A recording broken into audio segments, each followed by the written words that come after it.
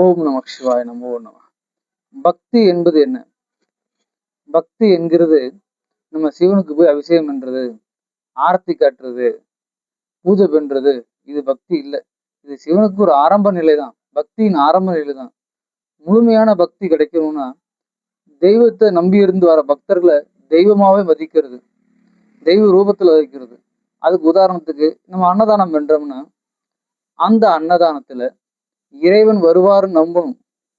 நம்பிக்கையோட நம்ம சேவை செய்யணும். எந்த ரூபத்தில் வருவார்? அழுக்கா வருவார், சில பேர் மதுபானத்தை அருந்திட்டு வருவார், சில பேர் நோய்வாய்ப்பட்டவங்க வருவாங்க, சில பேர் அழகா இருக்க மாட்டாங்க, சில பேர் அழகா இருப்பாங்க. இந்த மாதிரி பல ரூபத்துல இறைவன் இருப்பார். இந்த ரூபத்துல தான் வருவாருன்னு கிடையாது. எல்லா ரூபத்திலும் இறைவன் வருவார். அந்த இறைவன் வர்றதை நம்ம புரிஞ்சுக்கிட்டு வர்றவங்களை சாட்சாத் இறைவனோட ரூபமாவே மதிச்சு நம்ம சேவை செய்யும்போது இறைவனுக்கு ரொம்ப பிடிக்கும். அந்த பக்தி இறைவன் பரிபூர்ண ஆற்றல கிடைக்கும்.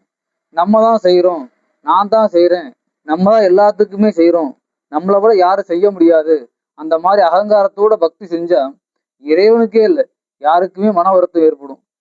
பக்தியில இந்த மாதிரி எண்ணங்களோட செய்யக்கூடாது. முழுமையான பக்தி.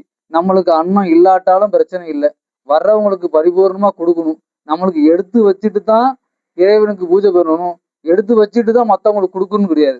எல்லாத்துக்கும் கொடுத்து முடிச்சுட்டு நம்மளுக்கு என்ன இருக்கோ அதை ஆனந்தமா ஏத்துக்கிட்டோம்னா அந்த இறைவனோட பார்வை பரிபூர்ணம் நம்மளுக்கு கிடைக்கும். அதுக்கு உதாரணத்துக்கு புராணங்கள்ல ஒரு கதை இருக்கு. பார்வதி தன்னைத்தானே மறந்து போன ஒரு கதை. தன்னை மறந்து போன பிறகு சிவன்கிட்ட ஒரு வேண்டுதல் வச்சார். நீங்களே என் ஞாபகத்தை வெளிக்கொண்டு வாங்க. சிவன்கிட்ட வேண்டுதல் வைக்கிறார். அதுபடி சிவன் சொல்றார், சரி நான் வேண்டுதல் படி உன் ஞாபகத்தை வெளிக்கொண்டு வரேன் அப்படின்னு சொல்றார். மீண்டும் பார்வதி புதல்வியா மீண்டும் பர்வதராஜன் மகளா கைலாசத்துக்கு பக்கத்துல போயிடுறார். போன பிறகு சிவன் ஒவ்வொரு முறையும் வரார் பழைய நினைவுகளை கொண்டு வர்றதுக்கு. அப்போ அவருக்கு பழைய நினைவுகள் வரமாட்டது. அதுக்கு என்ன செய்யணும்? அஷ்ட கலைகளையும் கத்துக் கொடுக்கணும். அதுல முதலாவது தியானம் என்றது, யோக கலைகள் செய்யறது.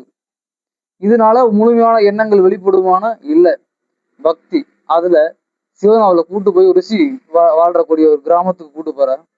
எல்லா ரிஷிகளுக்கும் சமைச்சு கொடுக்க சொல்றார். சமைச்சு கொடுக்கக்கூடிய அந்த உணவை எல்லாத்துக்கும் அவ கையாலேயே பரிமாற சொல்றார். அப்படி பரிமாற சொல்லும் போது எல்லாத்துக்கும் எப்பயுமே சாப்பாடு அளவுக்கு பசி அதிகம். எல்லா உணவையும் அங்க இருக்கிற முனிவர்களும் கிராமவாசிகளும் எல்லாம் சாப்பிட்டு காலி பண்ணிடுறாங்க. இவளுக்குன்னு ஒரு உணவு கூட இல்லை, ஒரு பூரி இல்லை. ஆனா பாத்திரங்கள் எந்த உணவும் இல்லாம அன்னைக்கு அவ பசியோட படுத்திருக்கா. படுக்கும் போதும் சிவன் சொல்ற, இரண்டாம் நிலையை அடையிறதுக்கு இது மிக உதவியா இருக்கும். இந்த உதவி தனக்கு இல்லாட்டாலும் மற்றவங்களுக்கு கொடுக்கணும், பக்தர்களுக்கு சேவை செய்யணும், அவங்க சாப்பிட்டு மீதி இருந்தா மட்டும் எனக்கு போதும்னு நினைக்கிற எண்ணம் உருவாகுதுன்னா அந்த சிவனுக்கு ரொம்ப பிடிக்கும். அது மாதிரி இறைவனுக்கு நம்ம செய்யக்கூடிய ஒரு அன்னதானமும் பூஜையோ பக்தியோட நம்ம கருணையோட வர்றவங்க இறைவனால சொரூபமாக, பெண்களை அம்பாளோட சொரூபமாகவும் ஆண்கள் சிவனோட சொரூபமாகவும் பக்தியோட சேவை செஞ்சா இறைவனுக்கு பரிபூர்ணமான பார்வை நம்ம மேல படும். அப்படி செய்யக்கூடிய பக்தி தான் பரிபூர்ணமா இருக்கும், ஆனந்தத்தையும் குடிக்கும்.